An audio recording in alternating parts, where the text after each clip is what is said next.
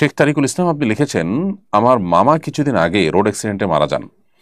তার ব্যবহার্য phone, AirPods আমরা কেউ ব্যবহার করলে মরহুমের গুনাহ হবে কিনা, যেহেতু এগুলো তার জিনিসপত্র, আর আধুনিক যুগে ফোন হাতে নিলেই গুনাহ হয়ে যায়। প্রথম কথা হলো ভাই তারিকুল ইসলাম, আমরা মোবাইল ফোন বা যে কোনো ডিভাইস ব্যবহার করলে আল্লাহর নাফরমানি যেন না হয় সেটা আমাদের সর্বাবস্থায় খেয়াল রাখতে হবে। আপনারা যারা এগুলো ব্যবহার করছেন বা তার ওয়ারিস বা তার পরিবার সদস্যদের মধ্যে থেকে যারা এগুলো ব্যবহার করছেন, তারা তার দিক চিন্তা করা ছাড়াও হারাম থেকে বেঁচে থাকার চেষ্টা তাদের মধ্যে থাকতে হবে।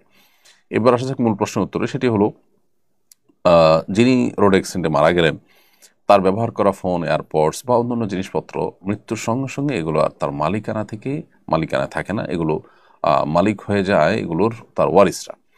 অতএব ওয়ারিসরা যেহেতু মালিক হয়ে গেছেন, অতএব এইগুলো ব্যবহার এর দায়িত্ব ওয়ারিসদের উপরেই বর্তায়। বিধায় মৃত ব্যক্তির এতে কোনো ক্ষতি হবে না, কষ্ট হবে না ইনশাআল্লাহ, এবং মৃত্যুর পরপরই এটি মূলত ওয়ারিসদের মধ্যে ভাগ বন্টন হয়ে যাওয়া উচিত।